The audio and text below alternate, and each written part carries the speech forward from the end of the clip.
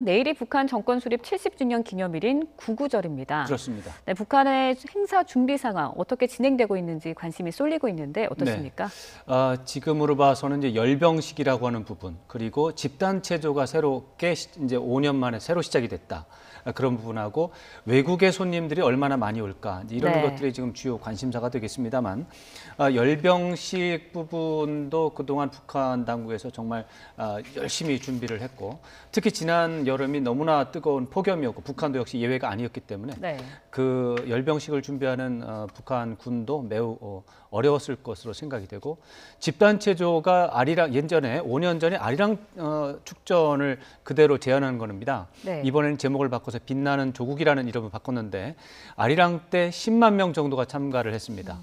이번에도 역시 평양에서 10만 명 정도 해당하는 주민들이 굉장히 좀 폭염 속에서 고생을 했을 것이다 이런 생각이 들고, 어쨌든 간에 이런 굉장히 어려움을 겪고 70주년이라는 정주년이라고 하는 상황 속에서 김정은 위원장이 성심성의껏 준비한 구구절 내일로 다가왔기 때문에 아주 평양은 지금 떠들썩하다고 이렇게 봐야 되겠습니다. 네, 아무래도 이번 열병식에서 관심이 쏠리고 있는 부분이 대륙간 탄도미사일의 등장 아니겠습니까? 맞습니다. 네, 어떻게 전망할 수 있을까요? 지난 몇 년 동안 이런 중대한 계기에 북한은 새로운 형태의 미사일을 보이면서 미국이라든가 국제사회를 향해서 도발적인 행동을 한 적이 많았습니다.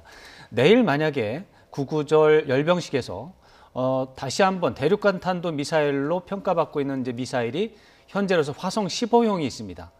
내일 만약에 화성 15형 미사일이 또 등장을 한다면 이것은 다시 한번 국제사회에 대한 도발이 될 가능성이 있습니다. 그렇게 받아들일 가능성이 있습니다. 그렇기 때문에 현재 흐르고 있는 화해와 협력의 흐름, 대화의 흐름이 굉장한 제동이 걸릴 가능성이 크다 이렇게 봐야 되겠습니다. 그래서 내일 열병식에서 화성 15형이 나오느냐 안 나오느냐가 현재로서 최대 관심사고, 꼭 화성 15형이 아니더라도 화성 14형과 화성 12형 미사일은 어떻게 보면은 장거리 미사일 5,500km 이상의 장거리 미사일로 분류할 수가 있습니다. 그래서 그런 것들도 굉장히 자극적인 도발적인 소재가 되기 때문에 현재로서는 일단 화성 15형이 나오느냐 안 나오느냐, 한 발 더 나가서 화성 14형, 화성 12형이 내일 열병식에 나올 것이냐 안 나올 것이냐가 북한의 어떻게 보면은 국제사회와의 대화와 협력 기조에 대한 입장을 보여주는 기준점이 된다 이렇게 볼 수가 있습니다. 네, 아무래도 그럼 북한에서 이제 그 순위를 좀 조절하지 않을까라는 생각도 들거든요. 현재로서는 화성 15형이나 화성 14형이나 화성 12형은 나오지 않을 가능성이 커 보인다 이렇게 봐야 되겠습니다. 그거 외에도 북한이 준비 중인 다른 미사일 종류가 있고, 북한 주민들을 향해서 나름대로 국가 방위를 위해서, 조국 방위를 위해서 뭔가 준비하고 있다라고 이미지를 줄 수 있는 요소들이 있거든요. 그 정도만 되면 수위 조절이 되겠는데, 어쩌면은 지금 이제 대북 문재인 대통령이 대북 특사 가서 지금 분위기가 좀 전환이 되고 있지만 북미 협상이 교착 상태에 있었어요, 몇 주일 동안. 그런 상태가 지속이 됐었다면 최소한 화성 12형이나 화성 14형 정도는 나왔을 가능성이 있었다 이렇게 예측을 할 수 있겠는데, 최근에 며칠 동안 달라진 분위기를 반영을 해서 12형이나 14형도 내일 나오지 않을 가능성이 현재로서는 좀 큰 것이 아니냐 이렇게 보고 내일 열병식을 관찰하는 그런 상황이 되겠습니다. 네, 알겠습니다. 내일 어떻게 열병식이 진행될지는 지켜봐야 할 것 같고요. 이제 남북 정상회담 이야기 나눠보도록 하겠습니다. 일단 18일에서 20일 3차 남북 정상회담이 평양에서 열리기로 합의를 했습니다. 그렇습니다. 네, 이를 앞두고 문재인 대통령의 특사가 이제 활동을 하고 있는데요. 특사에 대한 평가 어떻습니까? 문재인 대통령 자신은 예상했던 것보다, 기대했던 것보다 만족스럽다라고 굉장히 좋은 반응을 보였고, 문정인 또 대통령 통일외교안보 특보도 120 정도가 아니냐라면서 아주 좋은 평가를 매겼습니다. 반면에 이제 야당 쪽에서는 상당히 좀 우려하는 목소리가 있고, 미국 쪽에 어떤 한반도 문제 전문가로 알려진 분들 중에 상당수는 좀 박한 평가를 내리고 있습니다. 제가 볼 때는 특사가 가기 전에 제시했던 기준들이 몇 가지가 있는데, 예를 들어서 특사가 방문해서 김정은 위원장 면담을 실현한다. 그러면 성공한 것으로 봐야 된다.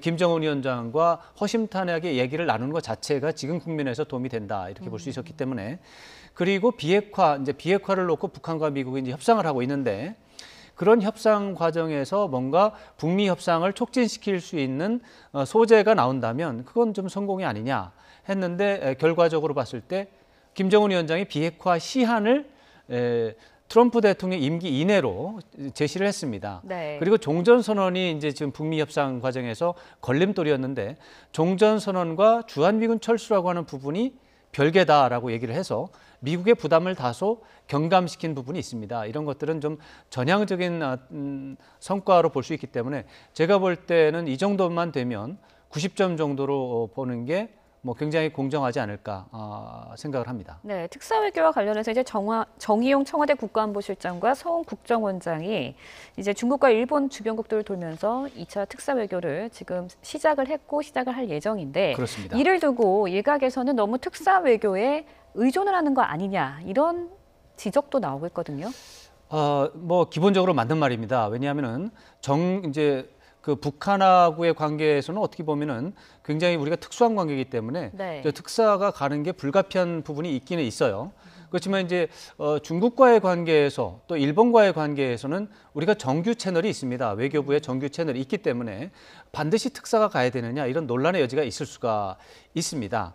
그런 차원에서 뭐 문제가 있을 수 있는데 다만 지금 한반도 안보 정세 격변 상황의 굉장한 특징 중에 하나가 이 톱다운 방식이라고 해서 최고 지도자가 직접 움직이는 방식입니다. 네. 그러다 보니까 문재인 대통령과 김정은 국무위원장과 트럼프 대통령 세 명이서 굉장히 직접적으로 개인 간의 어떤 판단을 가지고 개인 간의 그런 대화 내용을 가지고 상황을 변경시키는 중요한 흐름이 나오고 있습니다. 예전에는 사실 참모들이 다 준비해서 건의하면 네. 정상들은 그중에 하나만 찍고 하는 승인하고 이런 형식이었는데 그래서 톱다운 방식에서 최고 지도자의 본심을 정확하게 반영하는 특사가 움직이는 것은 어떻게 보면은 불가피하다 이런 측면도 있어서 이번 정도까지는 뭐 특사가 직접 자기가 이제 김정은 위원장을 직접 만나고 온 특사가 외국의 정상에게 이제 나름대로의 설명을 하는 것은 좋습니다. 네. 그런데 이제 중국의 경우에는 시진핑 위원장을 만나는 게 아니라 양재치 정치국 위원을 만나는 상황이기 때문에 약간 좀 아쉬운 면은 좀 있습니다. 네, 알겠습니다. 남북 정상회담과 관련해서 주변국들의 반응을 좀 알아보고 싶은데요. 미국은 일단은 좀 긍정적인 반응을 내놓고 있는 거죠? 그게 이제 약간 이제 분리해서를 봐야 되는데 계속 그렇습니다. 트럼프 대통령은 북미 관계 개선에 적극적입니다. 본인 자신이 정상회담을 결정을 했고 네. 정상회담을 수행을 했고 이후에 계속해서 정상회담에 대해서 긍정적인 말을 하고 있습니다. 네. 이번 문재인 대통령 대북 특사단에 대해서도 긍정적인 반응을 내놓고 있고 김정은 위원장의 발언에 대해서 감사하다. 앞으로 김정은 위원장과 함께 비핵화 문제를 잘 처리해 나갈 것이다. 네. 이렇게 말을 하고 있는데 역시 워싱턴의 정통 엘리트들은 의심을 하고 있습니다. 의심하는 목소리가 더 큽니다. 실제로 북한이 양보한 게 거의 없다. 뭐 이런 식으로 굉장히 어떻게 보면 평가를 좀 절하를 하고 있어서 이런 부분에 대해서 우리가 이제 주목을 해보긴 해야 되는데 워싱턴의 전통적인 엘리트 중에 조금 더 많은 인원이 상대적으로 더 많은 인원이 이번 특사 방문에 대해서 긍정적인 평가를 내놓고 있어서 그것은 우리 입장에서 보면 다소 전향적인 움직임이 되겠습니다. 네, 중국계 반응도 좀 살펴보고 싶은데요. 오늘 정의용 청와대 국가안보실장이 양재치 중국 외교 담당 정치국원을 만나서 면담을 하기 위해 중국으로 향했습니다. 어떻게 봐야 할까요?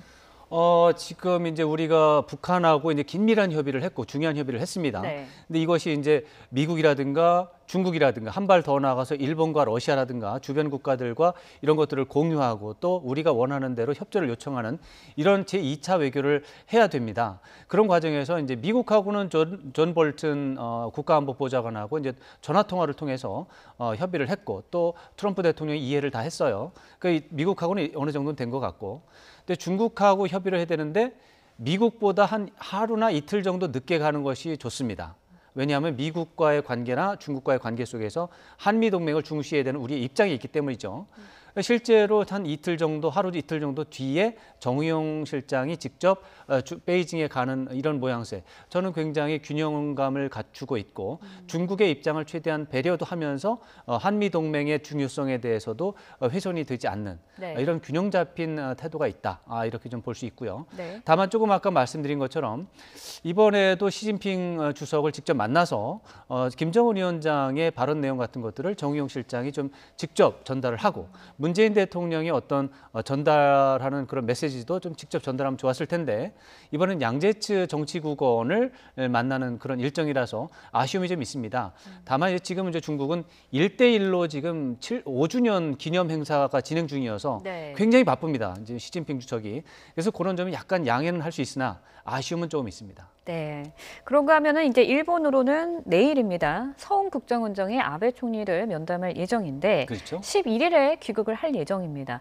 일본으로 서훈 국정원장을 보내는 거는 어떻게 또 평가를 할 수 있을까요? 네, 같은 맥락에서 볼 수 있습니다. 지금 우리가 남북 간에는 뭐 가장 긴밀하게 해야 되고 또 미국도 거의 그것도 준해서 뭐 협력해야 되고 이제 협의를 해야 되는데 그래서 한미 간의 협의를 공조라고 표현합니다. 네. 공동으로 대응해서 같이 대응한다 해서 공조라는 표현을 쓰고 공조라는 표현은 다른 어느 나라에도 사용하지 않고 미국에만 사용합니다. 네. 근데 이제 중국과 일본에 대해서는 공조라는 말을 어떤 때는 사용하고 어떤 때는 사용하지 않습니다. 특히 중국과는 긴밀한 소통을 한다라는 표현을 한다는 점에서 미국보다 한 발 늦춰서 대응하는 것, 협의하는 것 괜찮고 네. 일본은 그것보다 또 한 반발 정도 뒤로 물러서 있습니다. 그래서 하루 정도 늦게 서훈 원장이 가는 모양새는 적절하게 균형을 갖췄고 또 아베 총리를 만나는 그런 것도 상당히 모양이 좋은 것 같습니다.